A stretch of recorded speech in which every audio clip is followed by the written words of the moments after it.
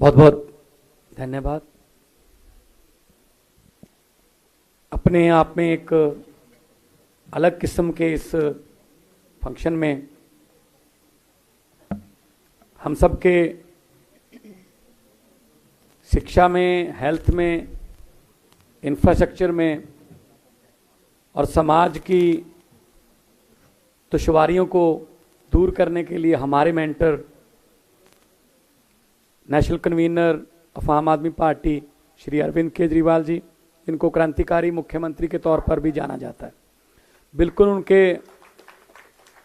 दाएं बैठे हैं। और हमारे यहाँ कहा भी यही जानता है जो सबसे नज़दीक हो कि मेरा सज्जा हाथ है, उनके बिल्कुल दाएं बैठे हैं क्रांतिकारी शिक्षा मंत्री श्री मनीष सिसोदिया जी, और पंजाब के यंग एजुकेशन मिनिस्टर जिनमें जुनून है, जोश है कुछ करने का, हरजोत बैंस जी, दिल्ली सरकार के एजुकेशन डिपार्टमेंट के सभी अधिकारीगण, पंजाब सरकार के सभी अधिकारीगण और सभी प्रिंसिपल्स और दिल्ली सरकार के जो मेंटर टीचर्स यहाँ बैठे हैं, सबको मेरी तरफ से नमस्कार, सत श्री अकाल। सत श्री अकाल सर।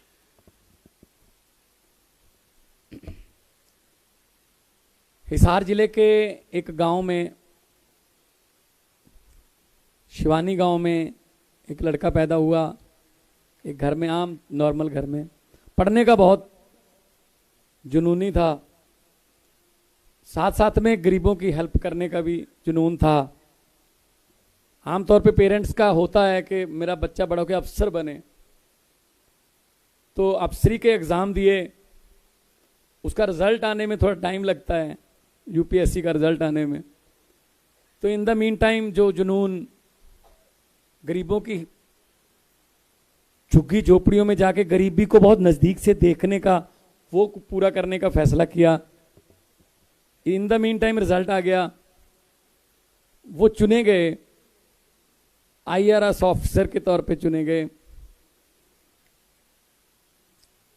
अब घर पे नहीं थे, रिजल्ट तो आ गया लेकिन खुद वो घर पे नहीं थे, तो रिश्तेदारों से इधर उधर से पूछा गया कहाँ हैं, तो लगभग महीने से ज़्यादा लग गया उनको ये बताने के लिए तुम अफसर बन चुके हो, घर आ जाओ। That was Arvind Kejriwal. Mother Teresa के जो उनके गरीबों के जो कैंप होते थे उनमें जाके सेवा करने में लग गए। उसके बाद अफसर तो बन गए, लेकिन दिल में देश में शिक्षा की क्रांति, देश में हेल्थ की क्रांति, देश को नंबर बनाने का जुनून था। इनकम टैक्स कमिश्नर बन गए। इनकम टैक्स ऑफिस का पीएनवी जो है वो भी मतलब बड़ी पोजीशन माना जाता है, बहुत बड़ी पोजीशन माना जाता है। यहाँ इनकम टैक्स के कुछ अफसर भी बैठे होंगे। तो लेकिन उन्होंने क्या किया, इनकम टैक्स ऑफिस में से इस्तीफा देकर उसी ऑफिस के सामने कुर्सी लगा के सिविल मार्शल बन के बैठ गए। जो भी आता था उनको बोलता कोई पैसे मांगे मुझे बताना। कम से कम एक ऑफिस का तो चौकीदार बन गए ना वो, क्योंकि सारे सब पता था रूल उनको, तो अंदर बैठे वालों को भी पता था बाहर जाके बताएगा ये। तब से शुरू हो गया एक क्रांति का बीज, एक शुरू हो गया। फिर एक एनजीओ बनाई। मुझे कई बार बताया, ये जोड़ी बैठी है जो, कि दोनों एक ही गाड़ी में जाते थे। एक बार गाड़ी पलट भी गई थी, कहीं जा रहे थे कहीं किसी एनजीओ के काम से। उसके बाद एंटी करप्शन जो इन्होंने इंडिया अगेंस्ट करप्शन का मिशन शुरू किया, कारमा बढ़ता गया कारमा इस लेवल तक।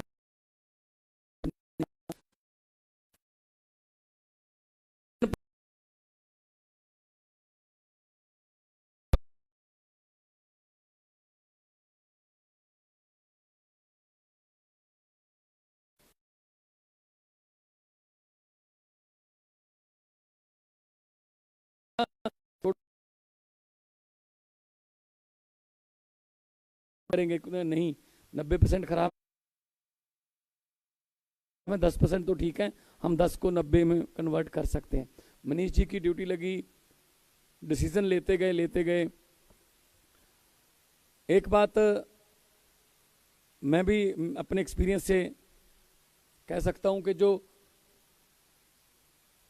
जब भी कोई नई चीज करता है कोई आदमी, पहले उसका विरोध होता है। दुनिया की सबसे पहली रेलगाड़ी और सबसे पहले जहाज का विरोध हुआ था कि ऐसे हवा में कैसे उड़ जाएंगे, ऐसे लोहे की पटरी पर कैसे चले जाएंगे। पहले विरोध होता है, फिर एक्सेप्ट करते हैं, फिर जेलसी करने लगते हैं, उसका विरोध करने लगते हैं, फिर दोबारा। यही हो रहा है। पहले विरोध हुआ, फिर एक्सेप्ट कर लिया, स्कूल बन गए, अब कह रहे स्कूल क्यों बना दिए। तो लेकिन ये चैलेंजेस जो हैं ये वही आदमी ले सकते हैं जिनके दिल में जुनून हो और जिनको परमात्मा ने इतनी बुद्धि, इतना बल बख्शा हो कि किसी के जीवन में कोई चेंज ला सके। भाई, आज के ज़माने में भाई का कत्ल कर रहा है, पैसे की दुनिया हो गई, लंबी दौड़ है, मंजिल कोई नहीं है, जिधर पड़ोसी भाग रहा है उधर ही हम भाग रहे हैं। मेरा एक शेर है, वो आदमी बहुत दुखी है जिसका पड़ोसी सुखी है। हम अपने दुखों से उतना दुखी नहीं जितना उसके सुखों से होते हैं। तो हम ये नहीं सोचते अगर पड़ोसी कार ले ले कि हम भी मेहनत करके इससे बड़ी कार लेंगे। हम ये सोचते कोई बात नहीं, हॉर्न मार के जाता है, किसी न किसी दिन स्क्रैच पा देंगे इसकी कार पे, स्क्रैच डाल भी देते हैं हम, हमारे कला है। लेकिन तरक्की तब होगी जब दोनों पड़ोसी कारों वाले हो जाएंगे। दूसरे की कार खराब नहीं करनी, अपनी कार बड़ी करनी है। तो एक टीचर का बेटा हूं मैं भी। पिताजी मेरे MA BSc BEd science master थे। उन लगभग जहाँ जहाँ उन्होंने पढ़ाया, मैं भी गांव के आसपास ही रहती थी ड्यूटी, मैं भी उन्हीं स्कूलों में पढ़ा हूँ। तो टीचर का दर्द भी मुझे पता है। आपने तो सर वो दर्द पे बहुत अच्छी मरहम लगा दिया है, अभी हमें लगानी है। आपने तो कर दिया ये काम कि टीचर जो है दिल्ली का, वो टीचिंग के सिवा और कोई काम नहीं करेगा। हमारे यहाँ उल्टा है, टीचिंग के सिवा बाकी सारी काम टीचरों से लेते हैं सर। मतगणना करवानी है, वोट डलवाने हैं। अभी तो कोरोना के समय उनको मतलब बॉर्डर पे भी ड्यूटी लगा देती है हरियाणा वाले पे कि आपने चेक करना है कौन कोरोना वाला आ रहा है। मतलब हर बात पे टीचर। हम भी यही करने वाले हैं अभी पंजाब में कि टीचर जो है पंजाब के, वो टीचिंग के अलावा और कोई काम नहीं करेंगे, सिर्फ टीचिंग। अभी सेंसस आ रहा है देश का, तो हमारे पास एक लेटर आया था कि 68,000 टीचर चाहिए। हमने कहा जी हम स्कूलों में कौन भेजेंगे फिर। तो कहते फिर हम काम कैसे करेंगे। हमने कहा जी MA BSc MTech बहुत से लड़के लड़कियां आपको दे देंगे, 2 महीने ट्रेनिंग देके उनसे 4 महीने काम कराओ, उनका भी रेज्यूमे बनेगा कि हमने दुनिया की सबसे बड़ी डेमोक्रेसी में हमने सेंसस में जनगणना में हिस्सा लिया हुआ है। तो काम भी मिलेगा उनको। लेकिन स्कूल खाली नहीं करेंगे हम इस बात के लिए कि टीचर को कोई और काम मिल रहा है। तो इस क्रांति के लिए मैं श्रेय देता हूं अरविंद जी को, जिन्होंने, क्योंकि हमारे पूर्व राष्ट्रपति अब्दुल कलाम जी ने कहा कि सपने वो नहीं होते जो नींद में आते हैं, सपने वो होते हैं जो आपको सोने नहीं देते। तो देश को नंबर 1 बनाने का सपना, शिक्षा में नंबर 1 बनाने का सपना, हेल्थ में नंबर 1 बनाने का सपना, इंफ्रास्ट्रक्चर में नंबर 1 बनाने का सपना, जो देश को, वो अरविंद जी को और उनकी टीम को सोने नहीं देते। क्योंकि बहुत लेट हैं, 70 साल लेट हैं। सिंगापुर बाद में याद हुआ था, वहाँ से ट्रेनिंग लेके आ रहे हैं। मतलब इसका मतलब वो कितना फास्ट चले होंगे और हम कितना स्लो हैं। और सबसे बड़ी बात यह है कि इनको शिक्षा के बारे में पता है कि शिक्षा का स्तर क्या होना चाहिए, किस लेवल के जो एग्जाम इन्होंने पास किए हैं। वरना हमारे यहाँ वो नेता भी हैं जिन्होंने खुद जिंदगी में कोई एग्जाम नहीं दिया, लेकिन एग्जाम देने की ट्रेनिंग देते हैं घंटा घंटा, 1.5 घंटा। तो मतलब कम से कम उस फील्ड का पता तो हो ना कि उसमें क्या होता है, पेपर कैसे दिए जाते हैं, एग्जाम के समय कौन सी स्ट्रेस होती है। खैर, उसैन बोल्ट का नाम सुना होगा आपने, बड़ी अच्छी एग्जाम्पल है। बहुत तेज धावक था, बहुत तेज दौड़ाक था, दुनिया में रिकॉर्ड तोड़े उसने। उसको एक दिन इंटरव्यू किया गया कि आपके कोच कभी देखे नहीं गए ग्राउंड में, स्टेडियम में। कहते जी मेरे कोच को आने नहीं देते। कहते क्यों? कहते पता नहीं क्यों, मेरे कोच का वो नहीं बनाते आई कार्ड, तो कोच आ ही नहीं सकते। कहते ऐसा क्यों? इतने तू तो वर्ल्ड रिकॉर्ड होल्डर हो, 100 मीटर में, 200 में, 400 में।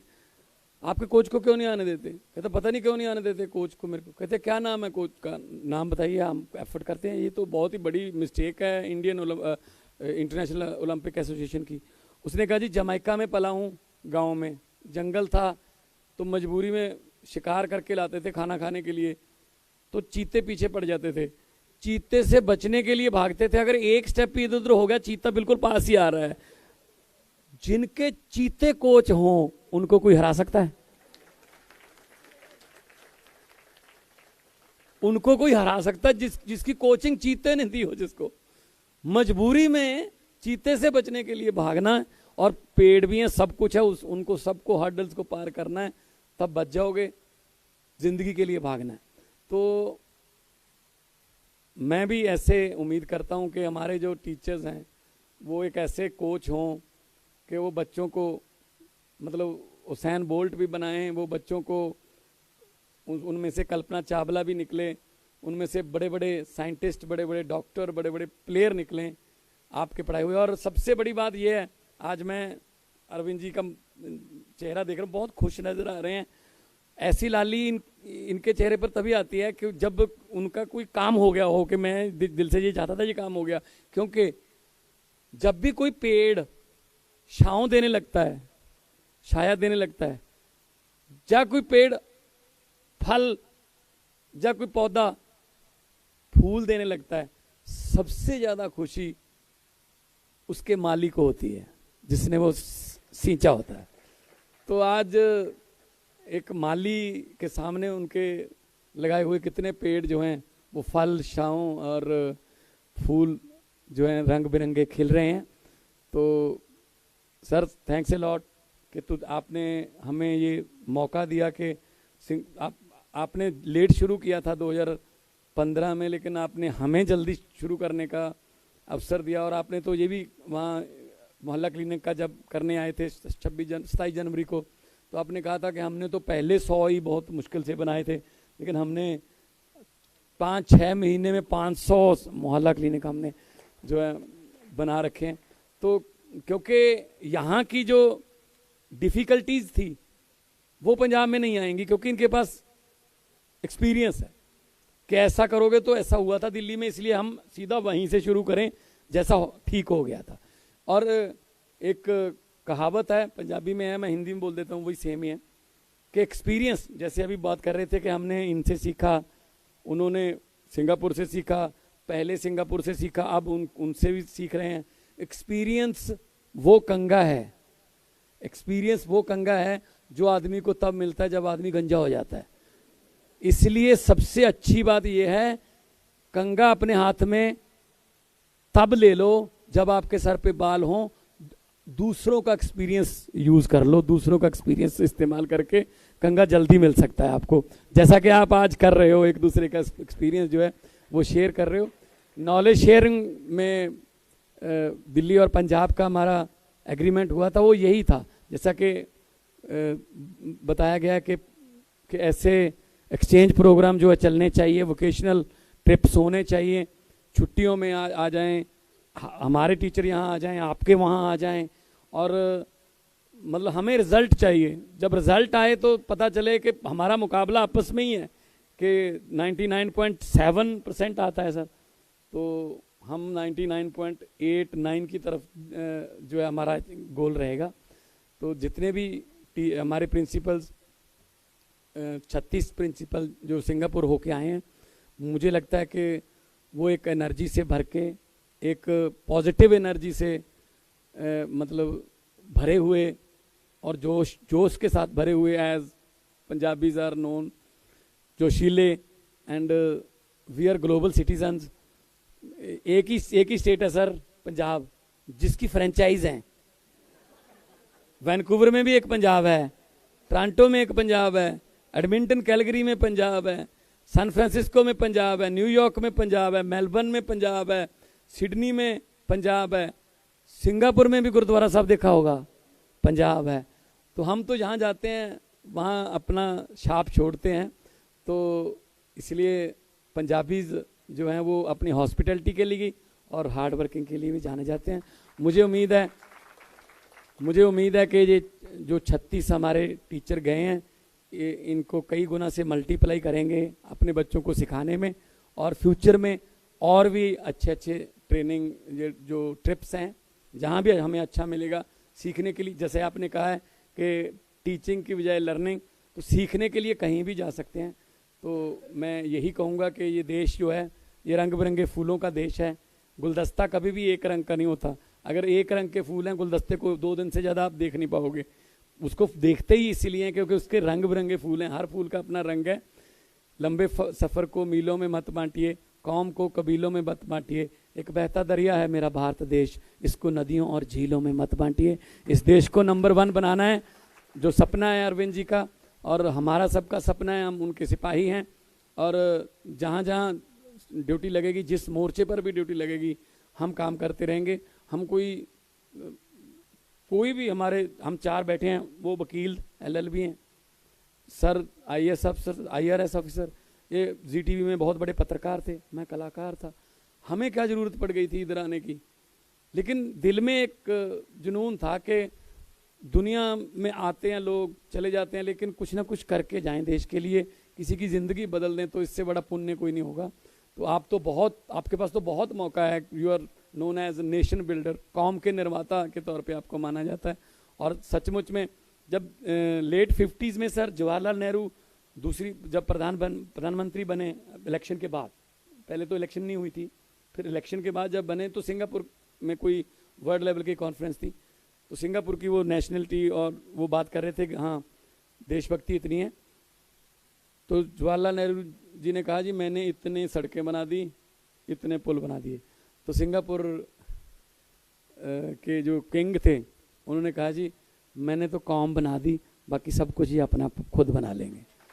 सो आप बच्चों को इतना टैलेंटेड कर दो कि वो अपने सब कुछ अपने आप कर लेंगे, उनको कोई बेरोजगार या रोजगार दफ्तर में नाम लिखाने की ज़रूरत नहीं पड़ेगी। बहुत बहुत धन्यवाद, बहुत बहुत मुबारकबाद, बहुत बहुत मेहरबानी, और hope for the long association with Delhi teachers mentors. तो मिलते रहेंगे। लोगों को अक्सर कहते सुना है जिंदा रहे तो फिर मिलेंगे, लेकिन इस दिल ने कहा है मिलते रहे तो जिंदा रहेंगे। Thank you. मान साहब, तहे दिल से शुक्रिया अपने रियल लाइफ एग्जाम्पल्स और ज़मीनी